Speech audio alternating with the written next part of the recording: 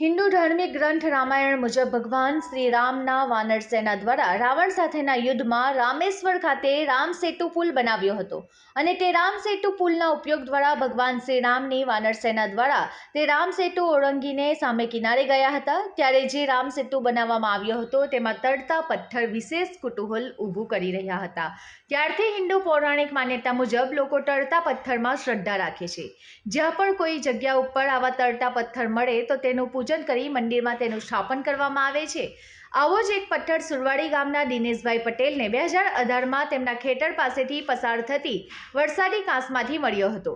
જે તે વખતે તરતા પથ્થર મળવાથી સુરવાડી ગામમાં વિશેષ કુતૂહલ ઊભું થયું હતું। 2018થી આજ દિન સુધી દિનેશભાઈ પટેલ દ્વારા તરતા પથ્થરને પોતાના જ ખેતરમાં એક વ્યવસ્થિત જગ્યા ઉપર મૂકી તેની સ્થાપના કરી દરરોજ તેના ઉપર અગરબત્તી અને પૂજન કરતા હતા।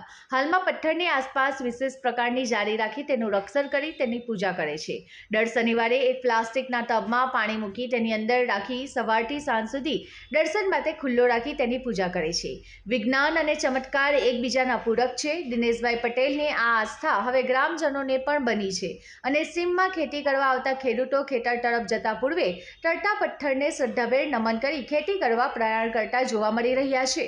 મારું નામ દિનેશભાઈ કરશનભાઈ પટેલ, સુરવાડીનો રહેવાસી છું ને આપણને જે પથ્થર મળ્યો છે આપણને એવું લાગ્યું કે હવે તરતો છે પાણીમાં એટલે આપણી ફરજ છે કે આપણે એને પૂજાપાઠ કરવા જોઈએ। હું 2018થી આ કરું છું। કેવી રીતે મળેલો પથ્થર? પથ્થર મને મળ્યો છે અહીંયા નજીકમાં હતો, બાજુમાં મને જરૂર પડી તો હું લઈ પણ ગયો, મને ખ્યાલ નહીં। મેં પાણી ભર્યું, બીજે દિવસે પાણી ભરાયું તો જોયું એને તરતા, એટલે કે ચાલ ભાઈ હવે આ તરતો પથ્થર છે એની પૂજા કરવી જોઈએ, આપણે ગમે ત્યાં મુકાય નહીં। એટલે તે ટાઈમનો હું આ વસ્તુ કરું છું કે 2 ટાઈમ પૂજાપાઠ કરીને નાહી ધોઈને પૂજાપાઠ કરી લેવાના। કેટલા લોકો આવે છે અહીંયા પૂજા હા દર્શન માટે? આવે તમારે આવે પણ જેને જેવો ટાઈમ હોય તે રીતના આવે છે।